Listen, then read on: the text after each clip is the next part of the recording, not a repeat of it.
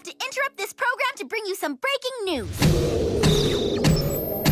Back in the day, Toonami was your after-school vibe. Stay behind me! This is trouble. I can feel it. Prepare yourself, sailor! Now we're taking you back. Toonami Rewind premieres May 31st at 5 p.m.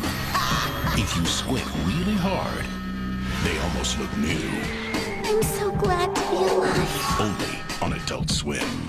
What is going on, everybody? Welcome back to the channel. Today we will be covering a quick review of my thoughts on the new Toonami Rewind program block. Please be sure to like, subscribe. I really appreciate it. It helps out a lot. To kick it off, we're going to be doing a quick breakdown. Now let's dive into some things that won me over, and then later on we'll talk about some things that might have a little bit of feedback for Cartoon Network and Adult Swim. I feel that the goal for Adult Swim was to give off a good feeling of retro, early 2000s vibe. Tom and Sarah even had mentioned in the cut that we were rushing off to get off to the school bus to come and watch these classics. One of the things I really appreciated about this was, and it's super simple, the 4:3 ratio. So I appreciate the 4:3 ratio.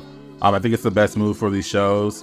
I was hoping it wouldn't be like Checker Pass, where when they started off, they had that 16:9 stretch out for the image. I'm glad Adult Swim went ahead and made sure that they stuck to the standard 4:3 Toonami background on the left and right hand side. Very clean, very simple. Now to get into the shows. Sailor Moon, we had the uncensored version from Viz Media. Overall, I enjoy the pacing a lot better. I know there's probably more details. I'm not the biggest Sailor Moon fan, so I can't speak to it. I also noticed they used the original Japanese version of Moonlight Legends for the opening soundtrack, along with different other things such as Usagi being the name instead of Serena, along with other censorship changes such as Morga attacking. Next we'll move to Dragon Ball Z Kai. Not really much to say about Dragon Ball Z Kai that we haven't seen before, but it is great to have it during prime time slot again, along with getting back-to-back episodes, which is real great. I'm not sure if this is due to just Dragon Ball Z Kai having the lowest episode count amongst the 3 shows, but regardless, I'm here for it. The last show we'll talk about is Naruto. This is my personal favorite anime, so it's always been special to me, and having this on TV again has been great, just as it's been with Dragon Ball and Sailor Moon. The one thing I'm looking forward to and interested in seeing is, are we going to see the original Japanese opening like we did with Sailor Moon?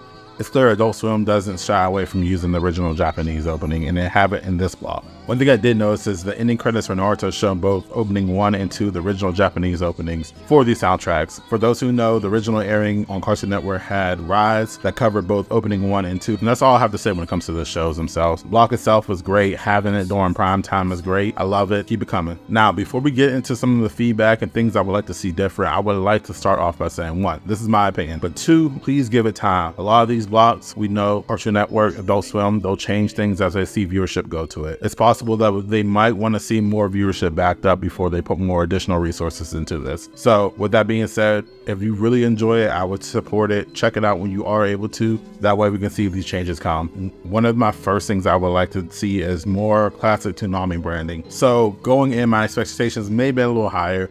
I was hoping to see maybe more of the classic feel of Toonami, not really a pre-show to our current Saturday lineup that we have. Things such as the classic pipe branding, that's what I thought we were going into. Now again, there's nothing wrong with how they have it now. It's just something I prefer myself. I would also like to see more interaction from Tom and Sarah, new assets and animations to go along with the new dialogue that they have presented for Rewind. Tom's personal takes, reviews were something that I always appreciate with Toonami. I would love to see that expanded upon. I understand that it's a little different with commercial breaks and bumpers, but that's just something, again, my feedback. I also felt there was a lack of show-centric bumpers. The intro into Toonami Rewind, I felt like there wasn't really a big hoorah when it comes to celebrating these shows, celebrating the Rewind. And that's something I would like for them to do a little better. Same with the closing bumper. I would love to see something more than just later. I would love to see a celebration of the end of these shows. One more thing, and it's high up on the list I know, is I would love to see this Monday through Thursday as well. I love Checker Pass. I do not want Checker Pass to go. I would love to see these come right after Checker Pass. I feel like anime in general is a good medium between Adult Swim programming and what we see with Cartoon Network Checker Pass. Having that at the end of it is a good transition in my opinion. But again, if we show that we like this, we show that there's viewership behind these 2 programs, I believe it's possible for it to happen. Regardless, what we're truly experiencing is something that's historic. I hope that we see further resources and backing for this program. And that's all that I have for today. Again, these are my opinions, these are my thoughts. Thank y'all for watching. Please be sure to smash that like and subscribe button to keep up to date on all things retro. I'm also interested to see how you felt about Toonami Rewind in the comments below. Until next time, peace.